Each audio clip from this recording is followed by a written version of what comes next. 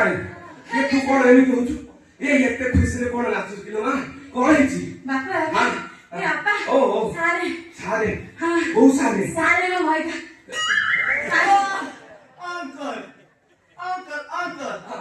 Namaskar. My name. Yani my culture is Sangita teacher BP. इज्जत हो सके ये बीपी कौन है हाँ ये बीपी माने जो पिला माने रात अधरे मोबाइल धरी की से रात अधरे जो पिक्चर करी सेही विष्णु पुराण ना आउ कोन Not a distant friend. Not a. My name is BP. Yani Biroboro Puha. आ से कथा कोन शॉर्ट कट रे बोले यार सेट पड़ोची कथा सीधा कह अच्छा बापा तमे संगीत जानिछ शिखिछ ये कोठी शिखि ମୁଁ ପ୍ରଥମେ ମୁଁ 4 ବର୍ଷ ଖଣ୍ଡେ ସଙ୍ଗୀତ ଶିକ୍ଷା କରି ଜାମ୍ବିଆ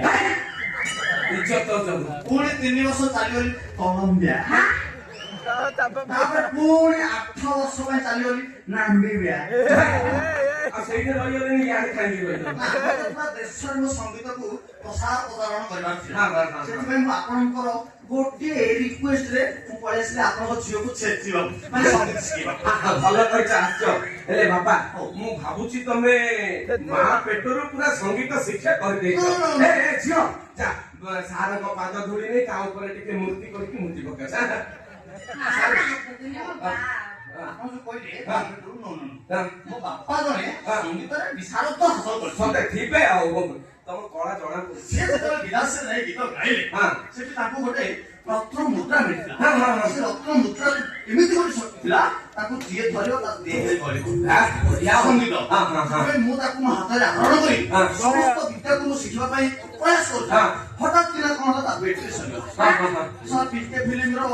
ଇଏ ଭଳିଆ ଦେଖାଯାଉଥିଲା ସେ ବ୍ୟାଟେରୀ ସରିଗଲା ମୁଁ ବାରମ୍ବାର କଣ କରି ଯୋଉଠି ମିଳିଥିଲା ମୋ ବାପାଙ୍କୁ ମୁଁ ସେଇଠି ପୁଣି ଗଲି ସେ ସବୁ ଜାଗାର ନାଁ ଥିଲା କଲମ୍ବିଆ ସେଇଠି ଶିଖିଲ ଭଲ କରିଛ ଆଉ हे बापा ମୁଁ କେବଳ ଏଇ ସାରେ ଗୋଟେ ଗୀତ ଶିଖିବି କାହିଁକି ଏତେ ଉଚ୍ଛନ୍ନ ହଉଛୁ ଶିଖିବୁ ନା ଆଉ ମୁଁ ଯାହା ଅନୁମାନ କରୁଥିଲି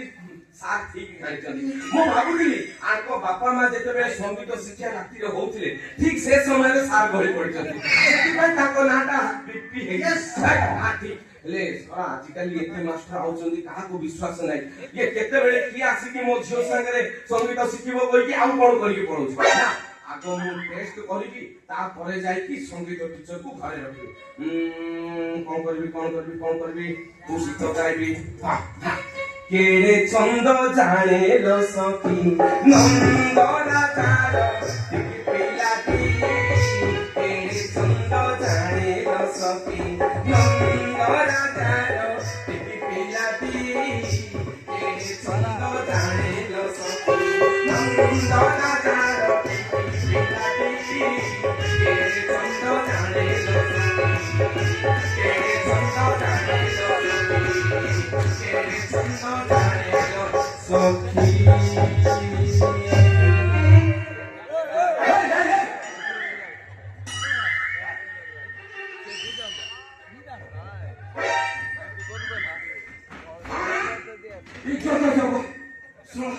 ମୋ ଝିଅରେ ଅଭ୍ୟାସ ଅଛି ବୋଲି ତ ମୁଁ ସମସ୍ତଙ୍କୁ ମନା କରୁଛି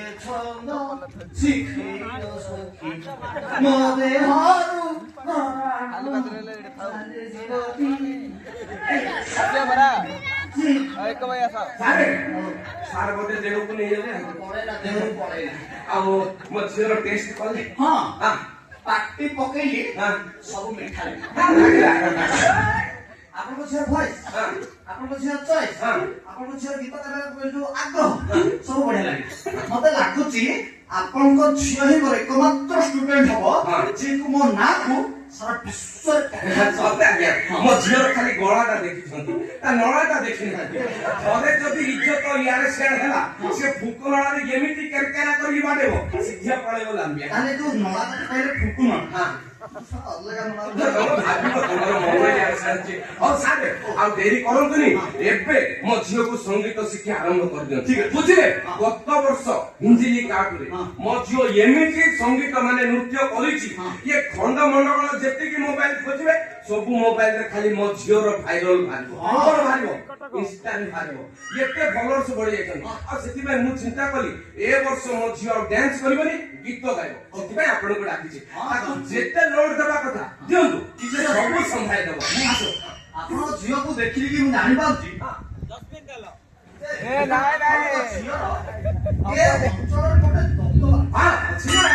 ଅଛି ଗୋଟେ ଦବଦବା ଅଛି କିନ୍ତୁ ସେ ଦବଦବାଟାକୁ ଆଉ ଥରେ ପୁଣି ମୁଁ ମୋ ମାଧ୍ୟମରେ ଇଏ କରିକି ଆଉ ସେ ଦବଦବା ଆପଣ ଆଉ ଟିକେ ଦବେ ଦିଅନ୍ତୁ ବୁଝିପାରିଲେ? ସାରେ ମୁଁ ନା ତମ ଗୀତକୁ ମାନେ ତମ ସଙ୍ଗୀତକୁ କଣ୍ଠସ୍ଥ ମୁଖସ୍ଥ ଗଳଗଳସ୍ଥ କରି ଗର୍ଭସ୍ଥ କରି ସାରା ବିଶ୍ୱ କହିବି ମୁଁ ହଉଛି ଏକ ନମ୍ବର ଛାତ୍ରୀ ତମ ବାহ ୱାଣ୍ଡରଫୁଲ ୱାଣ୍ଡରଫୁଲ ୱାଣ୍ଡରଫୁଲ ଠିକ ଅଛି ତାହେଲେ ପ୍ରଥମ ପର୍ଯ୍ୟାୟରେ ମୁଁ ଆପଣଙ୍କ ଝିଅକୁ ମୁଁ ଗୋଟେ ଜାମ୍ଭିବାର ଗୋଟେ ସଙ୍ଗୀତ ଛାତ୍ରୀ ପ୍ରଥମ ନୋଟଟି ହଉଛି B flat ମାନେ ଏଟା ହିନ୍ଦୁସ୍ତାନରେ ଯାଉଛି କିନ୍ତୁ ଆମେ ଯଦି ଆଉଟ ଅଫ ଷ୍ଟେଟ ନବା ସେଟା ଓଲଟା ଯିବ କେମିତି ଯିବ ଫ୍ଲାଟ B ସେଥିପାଇଁ ତମେ ପ୍ରଥମେ ଧର ଆ ନା ତିନି ଦେଇ ପଳେଇଲା ତମେ ଡାଇରେକ୍ଟ ଧର ଆ ଏଇ ନୋଟଟାକୁ ମୁଖସ୍ଥ କରିବ କେମିତି ଧର ଆ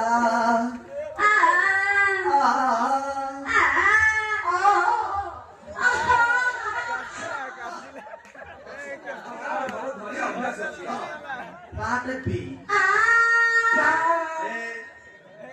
ଏଇଥିପାଇଁ ମୁଁ ମନା କରୁଛି କ୍ଲାସ୍ କଲାବେଳେ ଠିକ୍ ରୁହନ୍ତୁନି ସେ ଅଧା ରୁହେ ପାଠ ଭୁଲିଯିବ ନା ଧର Part B. ମନା କରିଛି ସେ ଅପେକ୍ଷା ହଉଛି ଶୁଣନ୍ତୁ 5 ବର୍ଷ ବି ଭଲ ଲୋକ ଶୁଣନ୍ତୁ ଅପେକ୍ଷା ହଉଛି ମୁଁ ଧର ମୁଁ ମଝିରେ ସନ୍ଦେହ କରି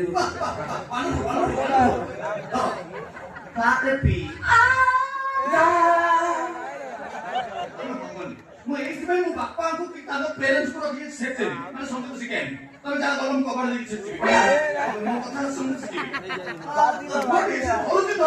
ନା Part B. Part B.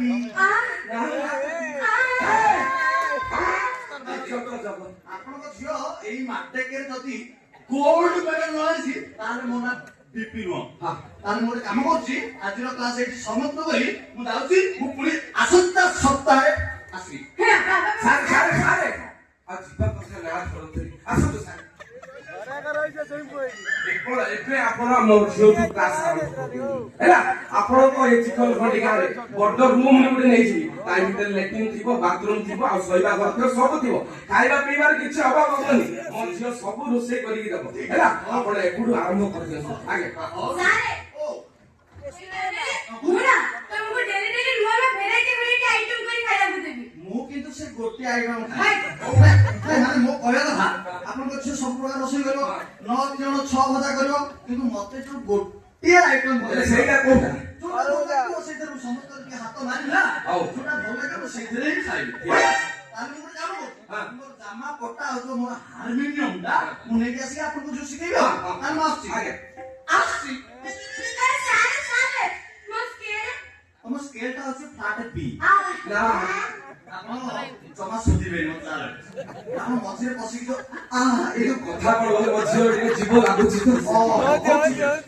ଆପଣ ବାପା ଝିଅ ମିଶିକିରି ଆପଣ ଫ୍ଲାଟ B ଧରନ୍ତୁ ସିଏ ଆ ଧରିବ ବଢିଆ ହବ ନା ଫ୍ଲାଟ B ନା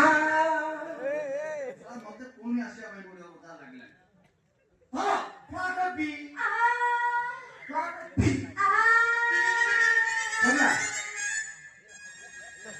କେଡ଼େ ସର୍ଦାରେ କହୁଛୁ